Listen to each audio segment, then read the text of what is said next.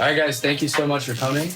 This is volume 14 of our speaker series. We are very grateful to have Hugel in our wonderful attendance. It's a true privilege and honor. And we're very excited for the conversation we'll have today.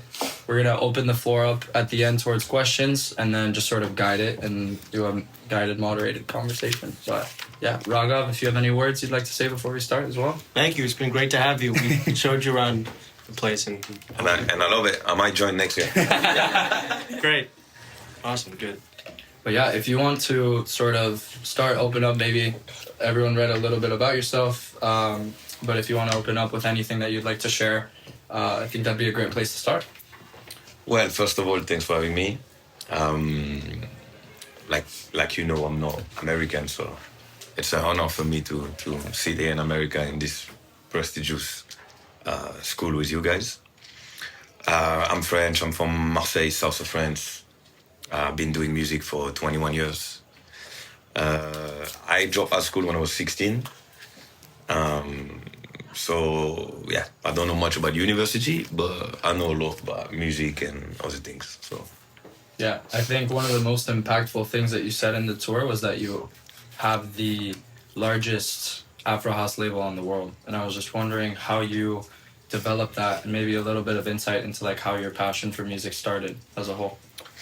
So the passion for music, I think it always has been there with me. My mom was listening a lot of music, and I always felt like, when something goes wrong, the music is like that thing that can give you like a certain strength, a certain energy. So in difficult time when I was a child, I always listen music. My parents divorced when I was 8, when my dad got out of jail. So, yeah, it was kind of like complicated at home. Mm-hmm. And the music was really that thing that I was just like locked in this music and trying to escape reality a little bit. So I think, the passion for it is from that time. But then later on, when I was like 12 years old, I became a big fan of like hip hop and like R&B, all that stuff. Was a huge fan of Dr. Dre, and I was like, okay, I wanna start creating beats. So I did my first beats by the age of 12 with this software called EJ. I don't know if you guys know that. Mm-hmm. And then I was like, we were rapping with the kids from the block where I was from on those shitty beats I was doing with. But in first place, I wanted to be a football player. Oh. So I was playing on a good level in Olympique de Marseille, for the people who know football. Wow. Football, and not the American things, football. Football that we play with the feet. And by the age of 14, they stopped me and they said that I'm not going to make it as a professional. So that was the end of the world for me. I was like, oh shit, like, it's like the world stopped, It's like, I'm not going to be able to do what I love. But that was a good thing because then I found out that I was more like an artist than an athlete, And I think the most important thing in life is to find out who you are. Like, if you find who you are, you can go really like, how do you say in English? Like very far. You can go very far, yeah. So that was a bad thing for a good thing, And then when the sport was over, then the music started to become a thing. Mm. And by the age of 16, I really discovered the DJ stuff.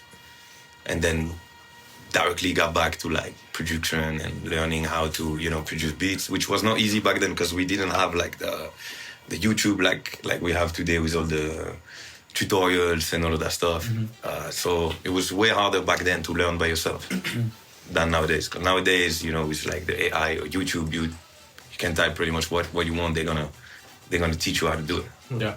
Yeah. Which is great because you can learn pretty much anything very fast. Mm-hmm. I struggled a couple of years learning production during my 16 until 20. Mm-hmm. And I think, it took me like 4 years until I was able to make a record sounds like, kind of like pro. Yeah. It's quick. 4 years is quick. It's fast. For that time, yeah, because by yourself, like I said, it was tough. What you said you were influenced by hip hop and R&B. When you like, what did you listen to then that caught your ear? Well, first I come from funk, disco, soul, you know, like Kool and the Gang, Earth, Wind and Fire. Yeah, all those things my mom was listening. Also Adjaro, Al Green, Al Green, I don't know how you say. And then, yeah, all the time of, you know, Interscope in the early 2000s, Jimmy Iovine, Dr. Dre, Scott Storch, then later on Timbaland. Yeah, all those guys. I think you've played in pretty much every single festival and across every single country that there is to play. What was the moment for you that really impacted you and sort of like that you look back on and you're like, I think I made it as an artist then? Like, did you ever have a moment like that at one of your shows? Yeah, but I'm not gonna lie, it just happened this summer. Really? Wow. Yeah. In Santiago? Or No, in Ibiza. in Ibiza? So I signed my first residency in Ibiza this year. So it was my first year having a residency on the island every Thursday at High. And it turns out that, so it's very challenging. Like a lot of people tried to have it and a lot of people failed. But yeah, the first year was insanely successful. It's actually like right now the most successful night in High with Black Coffee. Black Coffee is on Saturday, I'm on a Thursday, which is like big difference. So it's a big move. And after that, which is like September when we closed the season, I was like, okay, like you did that. Like now you have like a residency in Ibiza and it's one of the most successful residency on the island. So yeah. Wow. And when you look back on that, what would you tell yourself when you were 14 and just got told that you weren't going to be a professional player if you could look back now and tell him something? Well, now I would say don't worry, be patient. Be patient, follow your heart. You know, you will find what is made for you, what's supposed to be for you. It's just that sometimes, you know, we want to do something so bad and we're like, oh, I want to do that, we get obsessed with it, but there is a lot of signs around that tell you if that's for you or not. And deep inside you, you know it. Like now that I grew up, like deep inside me, I knew that I wouldn't make it as a professional in football. I just didn't want it to listen because I was like, no, this is really what I want. But then when I found out the music thing, it's like I met the love of my life. Like I when we met, it was like love at first sight. I was like, oh, this is my thing. Like I'm gonna do this the rest of my life until I die. And I feel like this is what you need to find in your life to be good at something. Because everybody can be great at something. They just need to find what they're made for. What made you realize that, like looking back, what makes you say that music was the thing? When you fell in love with music, what was the click? Like, what did it? But the first thing is the way it make you feel when you do it, right?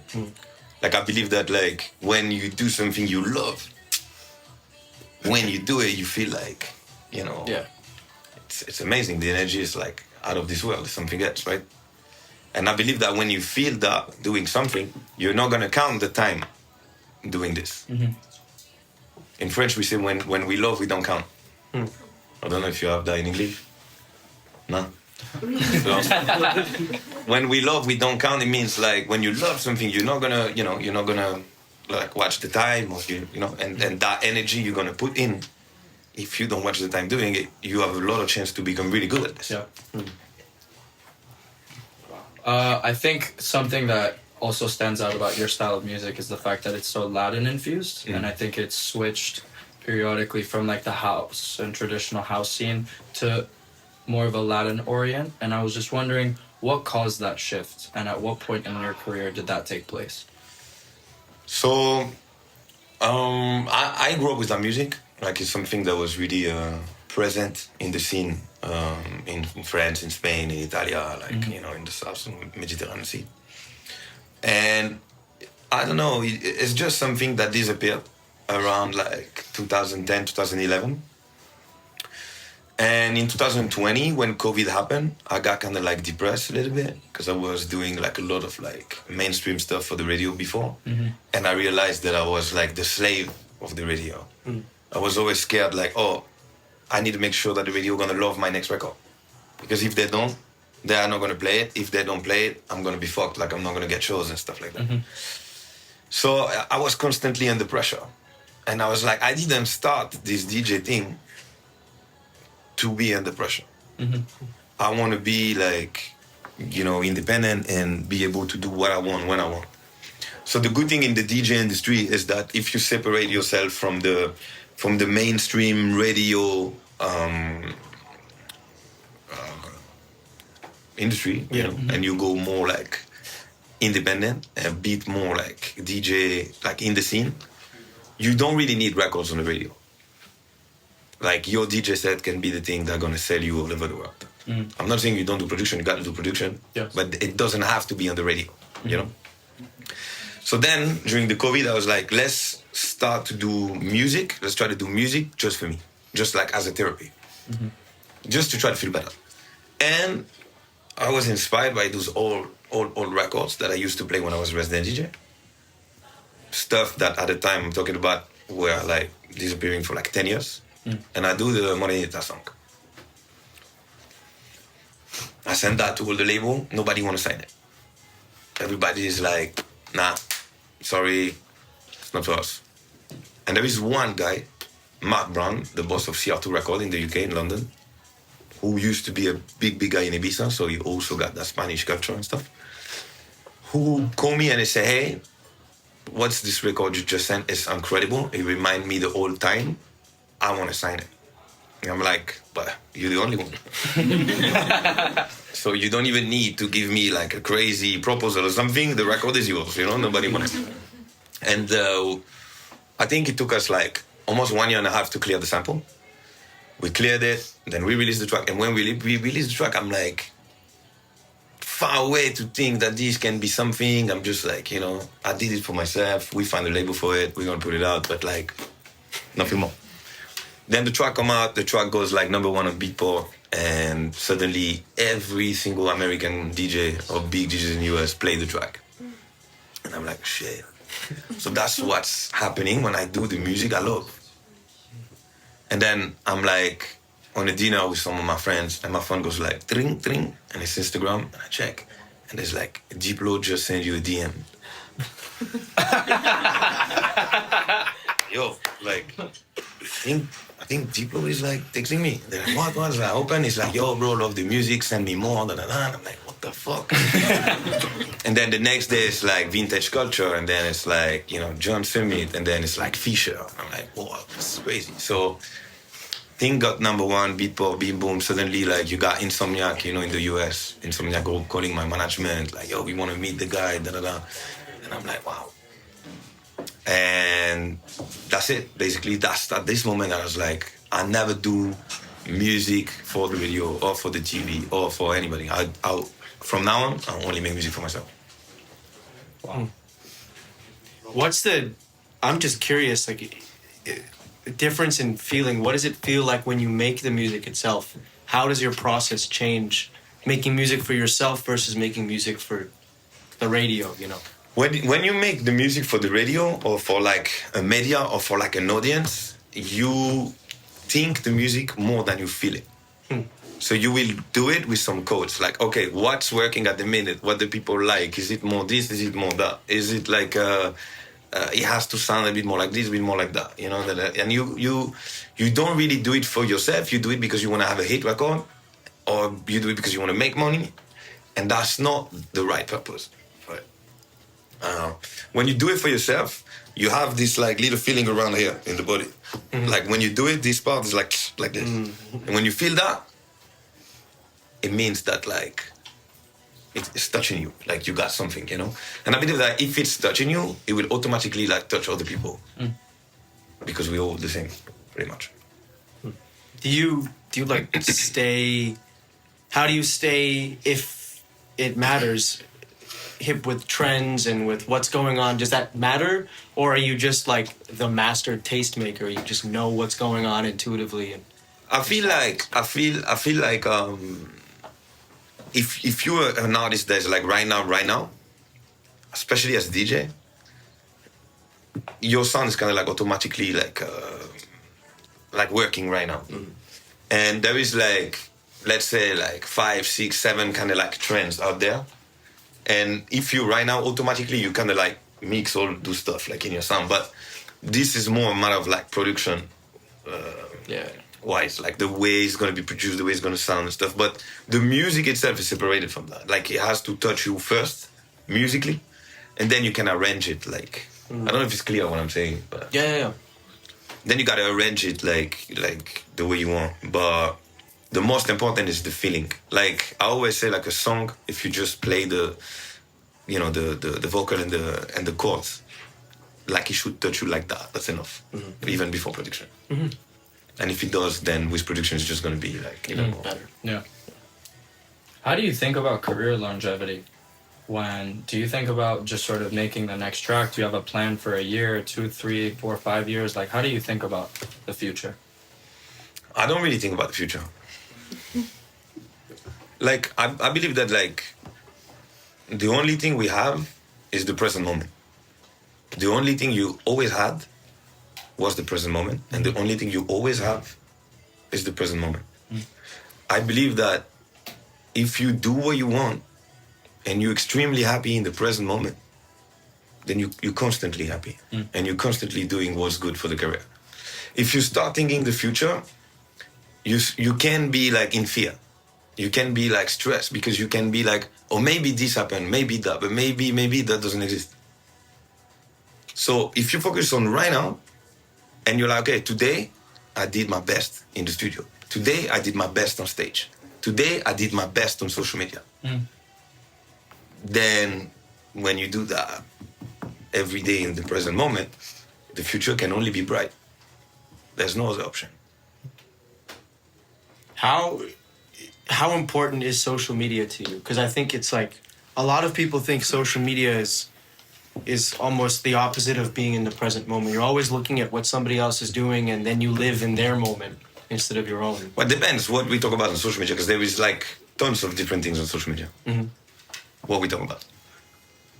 You posting or watching what other people are posting and how that compares. In terms of career, for me, social media is like the biggest blessing that ever happened to artists who are like, for example, unknown. Like when you're born in America, you're already born with the language. You're already born in like the biggest country with the biggest industry in the world. Like it's kind of like, you know, easier than if you're like a foreigner coming from another country. You need to learn the English. You need to get a fucking visa to come to this country. Like it's a lot of shit, right?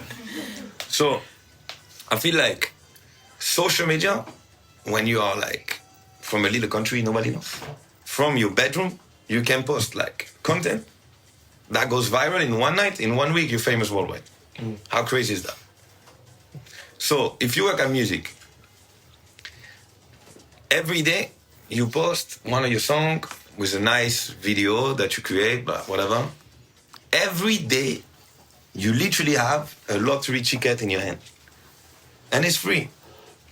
If I'm telling you, like, every day you can get a lottery ticket, you can get as many lottery tickets you want. And you can get $100 million with it. Would you play the lottery ticket or not? Yeah. It's the same with social media. Why don't you post 10 videos a day on social media? It's 10 lottery tickets for free. So for me, as an artist in development, I think like everybody should like constantly post a video every day. And I post a video every day. I'm every day on Instagram, TikTok, I train the algorithm and I was like, putting my videos everywhere. Then I know the promoters are calling, hey, we want to book. Sorry, the schedule is full. That's it. You know what I mean? Yeah. So social media is really, really good. Now, if you talk about what it does to like normal people, it creates like comparison. But one more time, you should never compare yourself with anybody because everybody has his own journey. Everybody come from a different background. And I feel like the only person you should compare yourself with is yourself last year, yourself last month, yourself last week, yourself yesterday. Are you better than him or her like last year? That's the only thing that matters. Because you want to become the best version of yourself. It doesn't make sense to compare yourself with like this and that. And also most of the people posting on social media, most of it is fake, you know. It's like they try to pretend to have a certain life to show the others that they live better than them, but like, it doesn't really matter. What matters is that you're really happy yourself. You don't need to show it to people. I think before we open it up for the last 15 minutes for people to talk, we ask a question every single time to all of our members who join the club, who fill out the form, and we're going to ask you the same one now. What does music mean to you?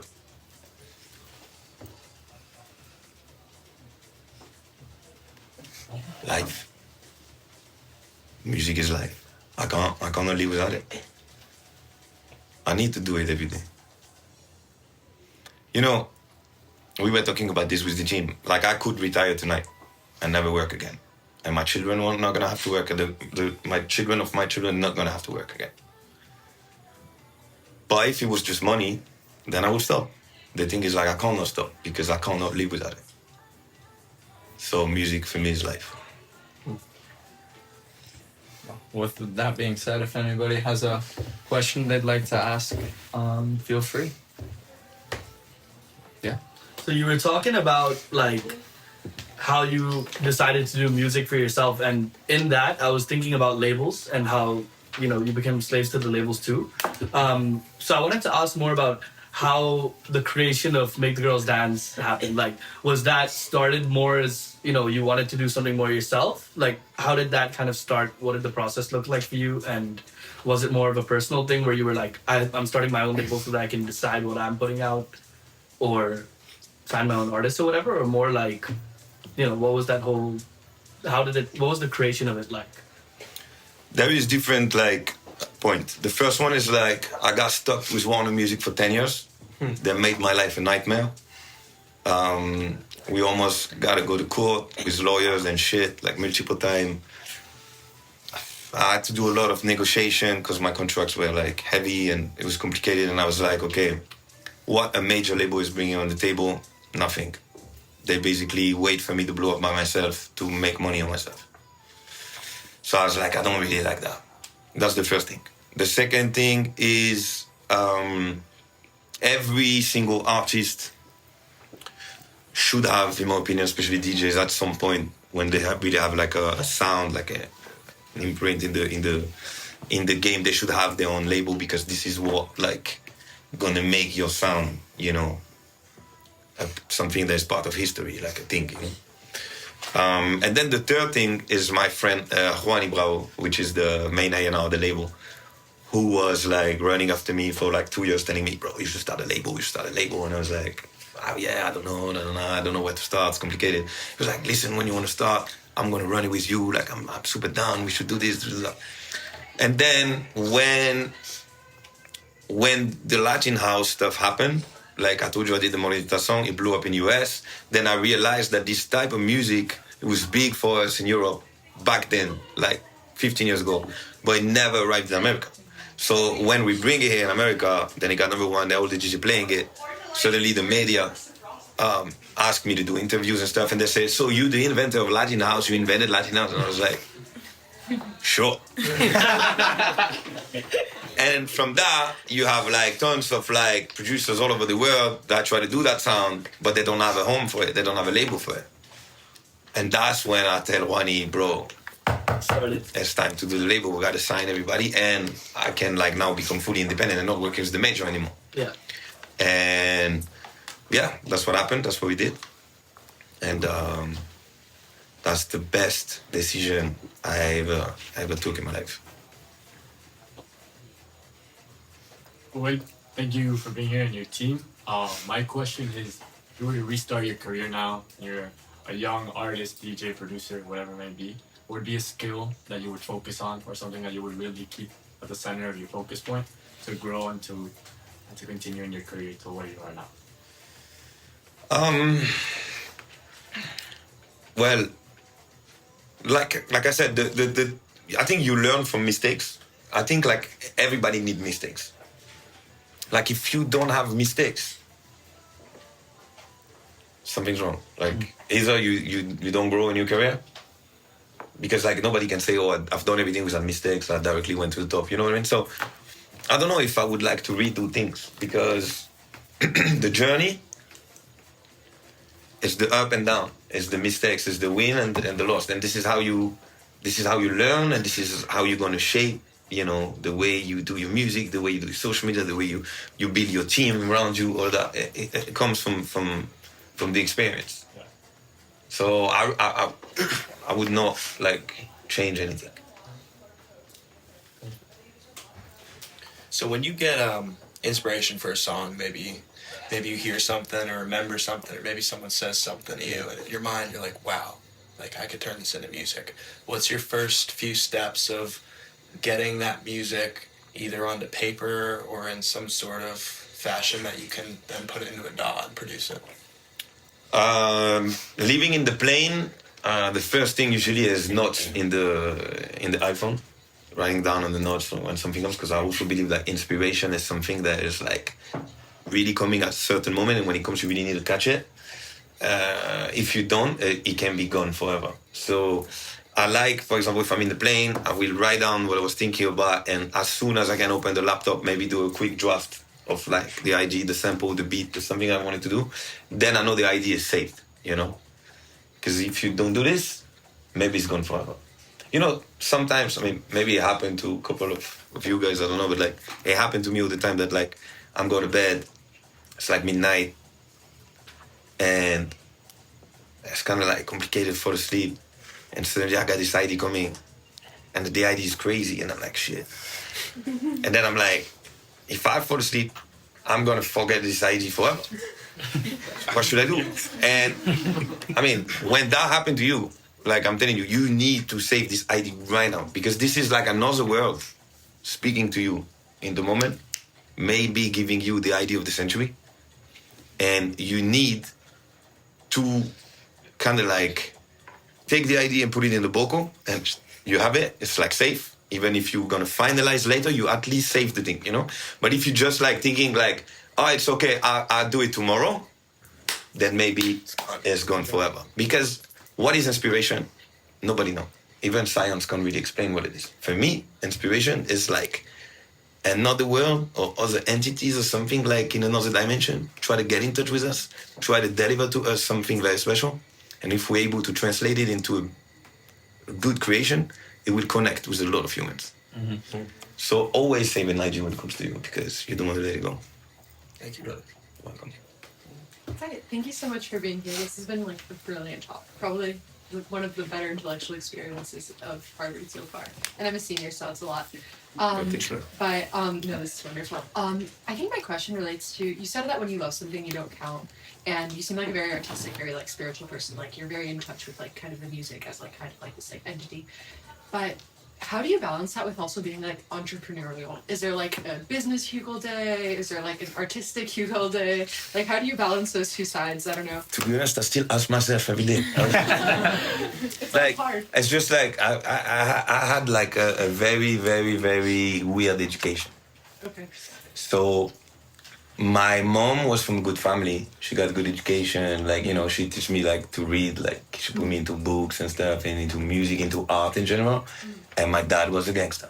So, I used to like be with him. He was doing his like, deals and street stuff. And like, so I developed like two brains, I got the brain of my dad and the brain of my mom mixed, So when I need to be artistic, I'm like, okay, like my mom, I can do the thing, feel the things. And when I need to do the other thing, I'm like my dad, I don't know. I think thanks to my parents, I think it comes from them, man. That's wonderful. Thank you so much. Yeah, I have a question. Well, kind of two questions. I'm from Tamarindo. I know you played there. I didn't go, but I wanted to know how did you like Tamarindo? And my favorite part was the quad on the beach at sunset. Yeah, it was so good. And then my second question is, I don't know if I missed this, but I don't know if there was an inspiration, like underground scene or like techno scene where you're from that like kind of led you to it. I'm like, I love music. Also, music is live. I can dance for like 12 hours, even like sober when I rave. So I'm like always there in front of the DJ dancing. But I love like the underground scene. I think it's just like so great when you just come and get so much inspiration from like all these different small, big DJs. So I don't know if you had like a DJ that inspired you or that you would go and see before fame. on the underground. So, Underground scene, techno. yeah. Yeah.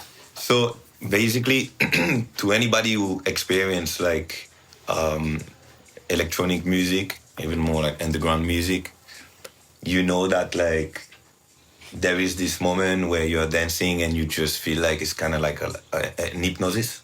And you just can't stop the dance and you don't even know the records and you're like, yo, what's going on in my body? You feel like, you know, like a shaman is controlling you kind of like energetically. And the first time that this happened to me, I was 16 years old in Marseille, in my hometown, and Carl Cox was playing.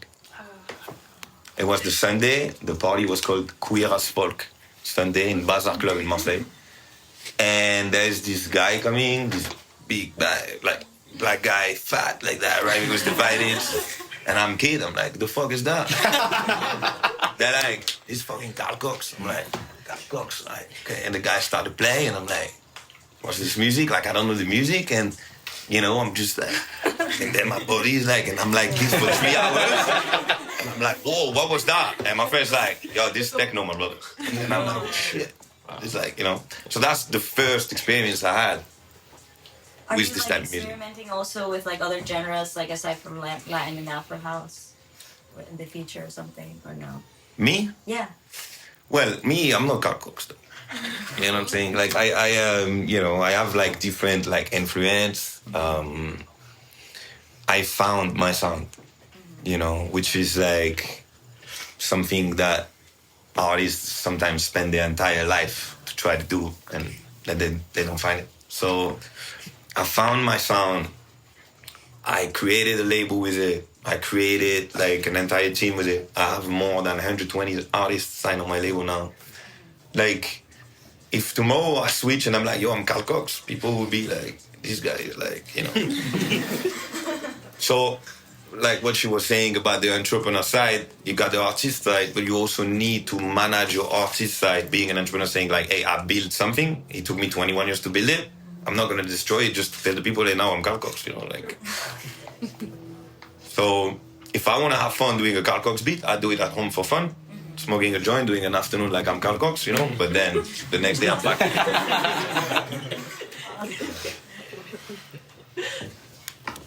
Okay.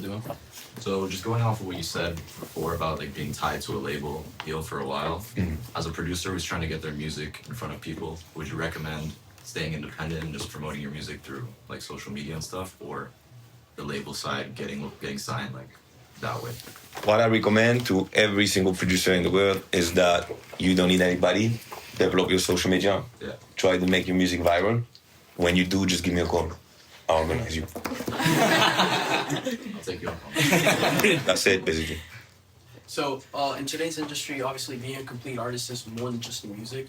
So, at what point in time did you gain the fame or recognition where you said, maybe I need to start thinking Hugel as a brand more than Hugel as the music itself? I never really think that. Well, I feel like the most important for me is to be happy with what I do every day. I've done like in Ibiza this summer, like maybe 10 records. I throw away 9 of them.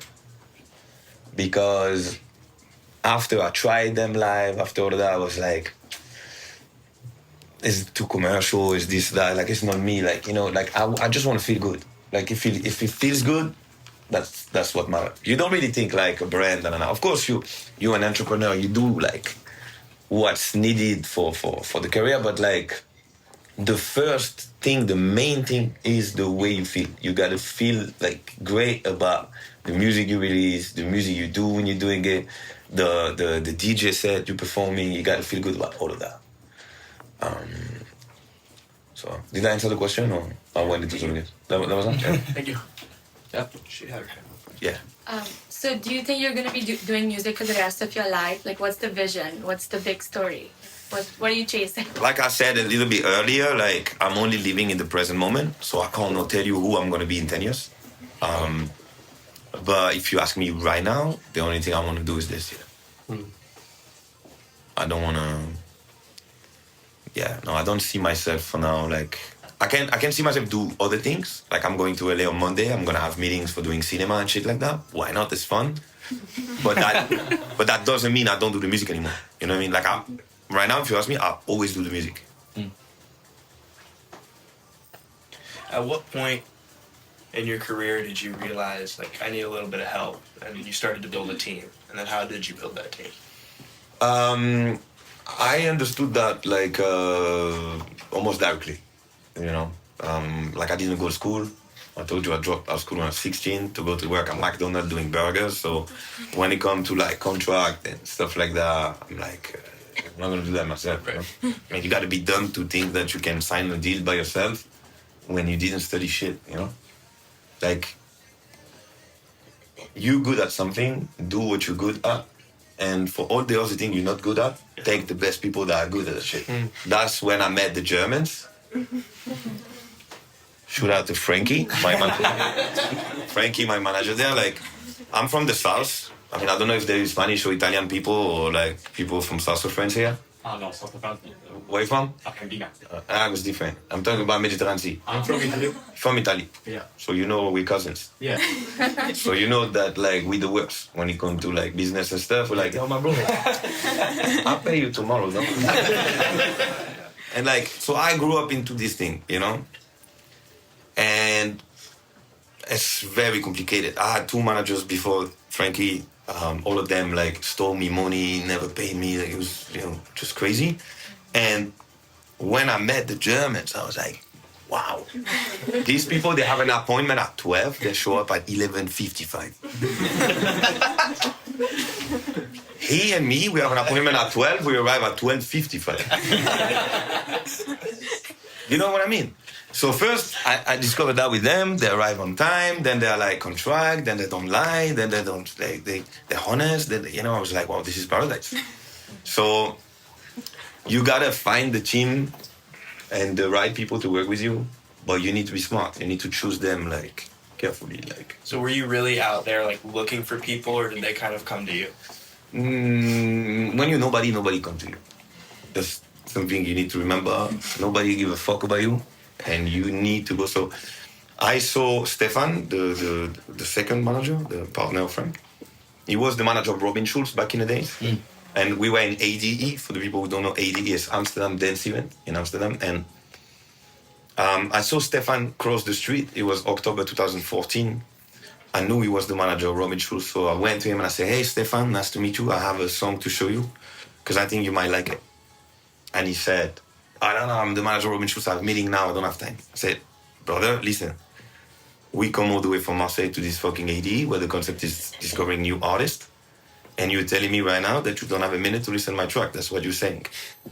And the guy was a bit embarrassed. He was like, no, but I said, no, but that's what you're saying. He's like, okay, show me quick. So I showed him the track. He listened to it for like 50 seconds.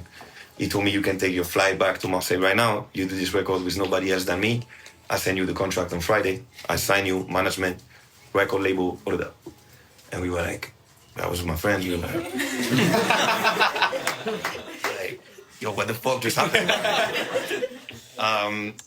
But yeah, like, you gotta go, you know. Put yourself in that position. You know, some people, they say the chance doesn't exist. I don't believe that.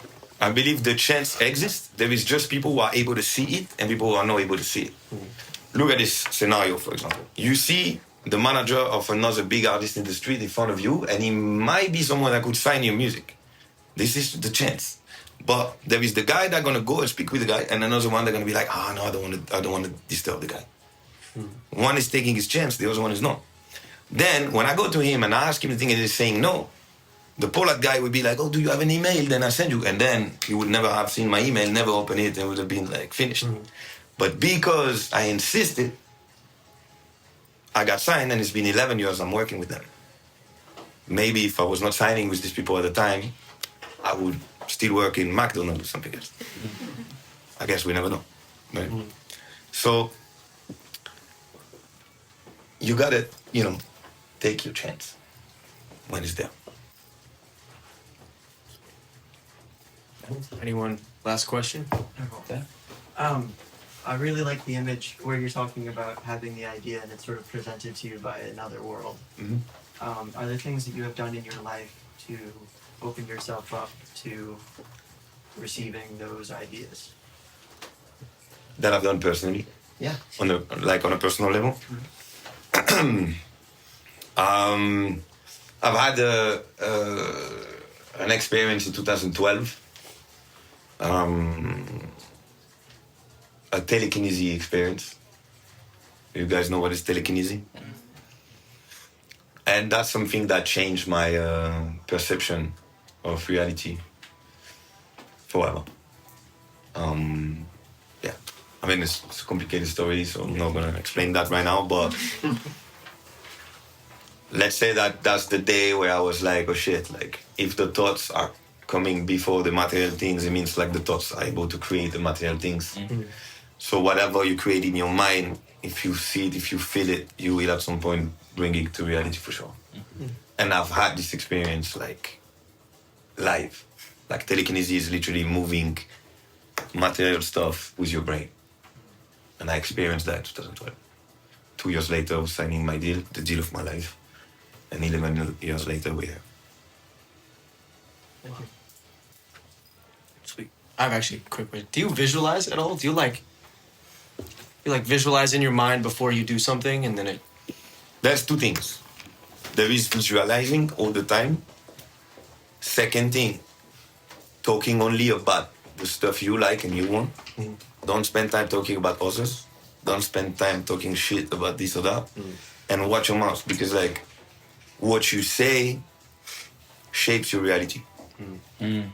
Like most of the people are miserable because when you hear them speaking, they only complain and they only talk like about their problems, or they talk about like how others did that wrong or did that wrong. You know what I'm saying? They don't talk about their blessing. They don't talk about what they dream about, what they want, you know?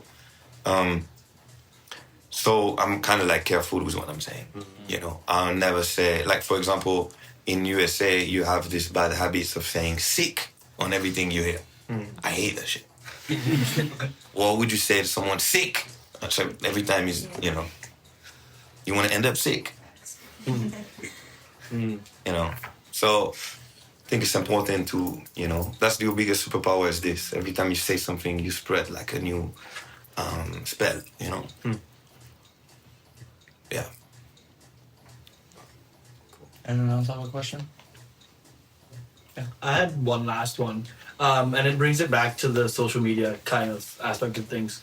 One thing I've always noticed, and like you said, posting every day is a big part, but how much goes into the social media things for your team specifically? Like, do you have meetings about it? Do you more so, is it just yourself, what you post every day? Like, let's say on Instagram, for example, as a big artist, is it a team who's thinking of a content strategy, or is it more raw and unfiltered and it's just you posting the tracks here and there? What do you think? I'm guessing the team, of course, but even if it is a team, you know, how does the impact, like, of you within the team, like, okay, here's how I'm feeling, like, how do we develop this? How do those kind of meetings or ideas branch out to shape how you present yourself digitally? So there's nobody in my team who has even the password of my Instagram. Mm-hmm. Because, like, on my Instagram or my TikTok or whatever. Because, like, if you want to make the social media work nowadays, it's like a representation of your personality. It's a representation of who you are. And guess what? Nobody can be you. Yeah. That's your biggest superpower. So, social media is a stage where the entire world can see you. What would you send someone else on stage than you? Yeah. If you try to do that, you can try. It'll never work.